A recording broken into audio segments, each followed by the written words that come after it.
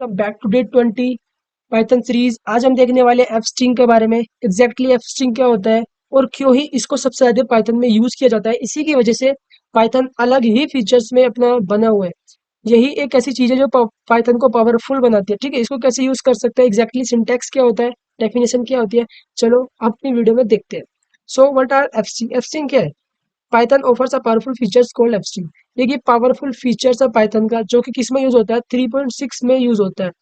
आपको इसके लिए यूज करने के लिए एफ का यूज करना होता है डबल डॉट के पहले। तो आप इसको एफ स्ट्रिंग को यूज कर सकते हो करली ब्रेसिस के अंदर। एग्जैक्ट क्या होता है, चलो देखते हैं। सपोज हमने यहाँ पे क्या करा, एक नेम नाम का वेरिएबल्स बनाया। ठीक है, नेम में हमने क्या करा, इनपुट एंटर हर नेम। यहाँ हमने क्या कर रहे हैं, एंटर हर नेम। हमने यहाँ पे सिंपली नेम पूछा। अब क्या कर रहे हैं, हम प्रिंट के अंदर इसको प्रिंट कर लेते हैं एक बार, आपको बताने के लिए कि बाद में कैसे हम एफ स्ट्रिंग को यूज करेंगे और क्यों ही इसको यूज कर रहे हैं। हम क्या कर रहे हैं, सिंपली यहाँ पे इनपुट नेम लिया, उसको क्या कर रहे हैं, प्रिंट करा है, कंट्रोल ऐसे सेव करके इसको क्या करते हैं, ऐसे रन करके देखते हैं। तो एंटर हर नेम, उसका नेम, यहाँ पे हम क्या करेंगे, उसका नेम। ठीक है, यहाँ पे उसका नेम महक, जो भी नाम था समथिंग, मैंने बिना देखे ही नाम डाल दिया, मैं ही कहा, आई डोंट नो कैसे है। ठीक है, यहाँ पे महक नेम आ गया। यहाँ पे क्या करा, इसने भी यूज किया, और हम एफ स्ट्रिंग का यूज करेंगे, एफ स्ट्रिंग का भी यही यूज होगा। तो इसको क्या करते हैं, सबसे पहले ऐसे इरेज कर देते हैं। एफ स्ट्रिंग का यूज करने से पहले आपको क्या करना होगा, एफ लिखना होगा। एफ क्या करते हैं, एफ स्ट्रिंग को इंडिकेट करते हैं। अगर आप F लिखोगे, तब उसके बाद आप एफ स्ट्रिंग को यूज कर पाओगे, उसके बाद आपको दो डॉट लगाने होंगे। यहाँ पे एफ क्या कर रहा है, एफ स्ट्रिंग के लिए यूज करें दो डॉट, हर नेम। ठीक है, अब बताता हूँ मैंने ये करली ब्रेसिस क्यों लगाया। अगर आप ये एफ स्ट्रिंग लगा रहे हो, तो इसका मतलब है आप क्या कर रहे हो, किसी वेरिएबल को एक्सेस कर रहे हो, किसके थ्रू, एफ स्ट्रिंग के थ्रू। तो यहाँ पे करली ब्रेसिस के अंदर आप किसी भी वेरिएबल को एक्सेस कर सकते हो। आपको ये याद रखना है, आपको जो भी एक्सेस करेंगे आप वेरिएबल्स, उसको करेंगे एज ए स्ट्रिंग। जब आप एज ए स्ट्रिंग कोई चीज लिखते हो, तो उसके लिए क्या करते हो, दो डॉट लगाते हो। यहाँ पे भी दो, यहाँ पे भी कोट लगाया डबल कोट, और यहाँ पे भी डबल कोट लगाया। आप एफ स्ट्रिंग लिखोगे तो डबल कोट के अंदर किसी भी स्ट्रिंग को लिखते हो। ठीक हो, उसी तरीके से एफ स्ट्रिंग को कहाँ पे एक्सेस कर पाओगे, डबल कोट के अंदर आप किसी भी चीज वेरिएबल को एज एफ स्ट्रिंग एक्सेस कर पाओगे। यहाँ पे लिखिए, यहाँ पे हम नेम लिख देते हैं, नेम। यहाँ पे नेम के बाद सपोज यहाँ पे हमने सिर्फ नेम लिखा। ठीक है, हम इसको रन करते हैं। यहाँ पे क्या आएगा, हर नेम। यहाँ पे नेम एनन समथिंग। ठीक है, हर नेम एनन। अब आप सोच रहे होगे कि हमने जो पहले लिखा था, उसमें भी हम हर नेम एनन कर सकते हैं। आपने सोचा होगा कि यहाँ पे भी लिख सकते हैं, हर नेम एंड कोमा एनन नेम। ठीक है, ऊपर वाला भी सेम है, नीचे वाला भी सेम रिजल्ट देगा। अब आपको बताता हूँ डिफरेंस क्या है। सबसे पहले इसको आपको रन करके दिखा देता हूँ, ताकि आपको पता चल सके इसका डिफरेंस क्या है। यहाँ पे नेम एनन, फिर देखो ऊपर भी नेम, ऊपर नेम पूछा एनन, हर नेम, और नीचे एनन। तो आप सोच रहे होंगे दोनों एक ही जैसा वर्क कर रहे हैं, बट नहीं, ये गलत है। आप अगर नीचे वाले को यूज करते हो, ये सिस्टमेटिक तरीका होता है किसी भी बड़े डेवलपर का या किसी भी बड़े प्रोग्रामर का, अपने कोड को सफा लिखने से और उस कोड को सफिशिएंट बनाने से। ठीक है, अब बताता हूँ इसमें डिफरेंस क्या है। आपने सपोज नेम लिखा, नेम के बाद आप क्या कर सकते हो, कोई भी एफस्ट्रिंग यहाँ पे लिख सकते हो। मैंने यहाँ पे ये लिखा। ठीक है, और इसके बाद आप सोच रहे होंगे कि हम यहाँ पे भी लिख सकते हैं। आपने सोचा होगा कि हम जो ऊपर नीचे लिखा वो यहाँ पे भी लिख सकते हैं, डेफिनेटली लिख सकते हो।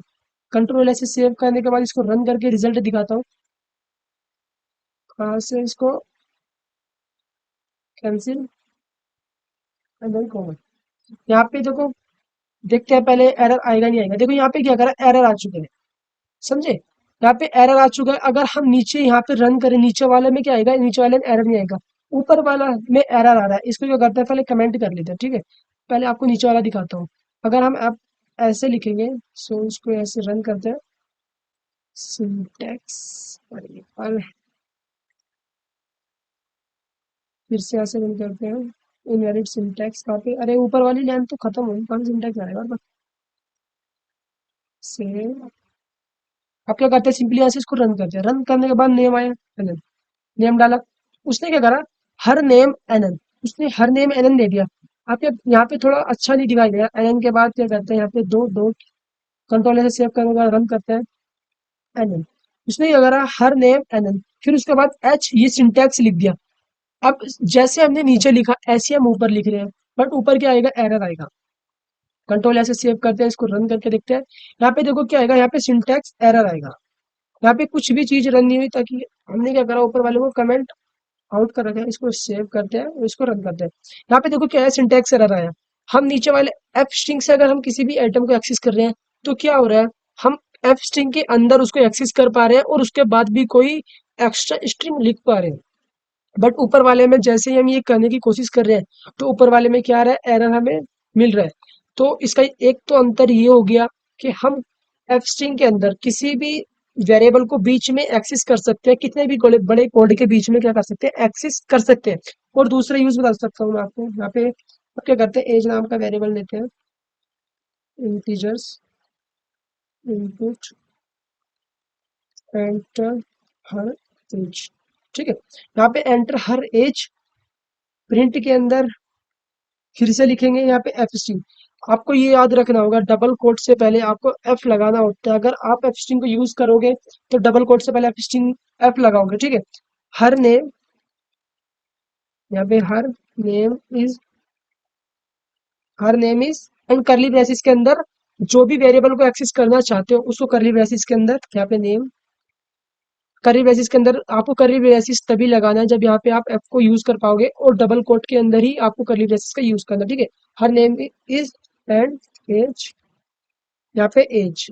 हम क्या कर रहे हैं, एक ही वेरिएबल्स के अंदर दो दो चीज को एक्सेस कर पा रहे हैं। हम क्या कर रहे हैं, दोनों चीज को एक ही लाइन के अंदर एक्सेस कर पा रहे हैं। सपोज आपको कोई बड़ी चीज लिखनी है और एक ही लाइन के अंदर नेम, क्लास, रोल नंबर सभी एक ही उसके अंदर लिखना है, तो आप एफस्ट्रीम के थ्रू उसको लिख सकते हो। यहाँ पे कंट्रोलर से सेव करने के बाद इसको रन करके देख लेते हैं। उसने नेम पूछा, नेम डाला, एज पूछी 18। ठीक है, हर नेम इज एन, क्योंकि ऊपर हमने यहाँ पे गलत कर दिया तो एन इसी वजह से है। ओके, फिर उसका नाम आ चुका है, यहाँ पे नेम आ चुका है एंड एज। हम क्या कर रहे हैं, दोनों वेरिएबल्स को जो ऊपर हमने वेरिएबल्स डिक्लेयर करे हैं, हम उन दोनों वेरिएबल्स को नीचे एक्सेस कर पा रहे हैं। आप जितने चाहो उतने वेरिएबल्स को एक्सेस कर सकते हैं। यहाँ पे पेस्ट, फिर नेम का नम एंड एज का एज। ठीक है, फिर इसके बाद हम फिर से क्या कर सकते हैं, एक्सेस कर सकते हैं, दूसरे को एक्सेस कर सकते हैं, एंड तीसरा क्या था, एजी। एजी, हम क्या कर रहे हैं, हम चार वेरिएबल्स को एक ही स्ट्रिंग के अंदर यूज कर रहे हैं। एफ स्ट्रिंग का बेनिफिट्स यही है। ठीक है, इसको रन करके देखते हैं। Name something something, age something something, name something, enter name something something and age something something.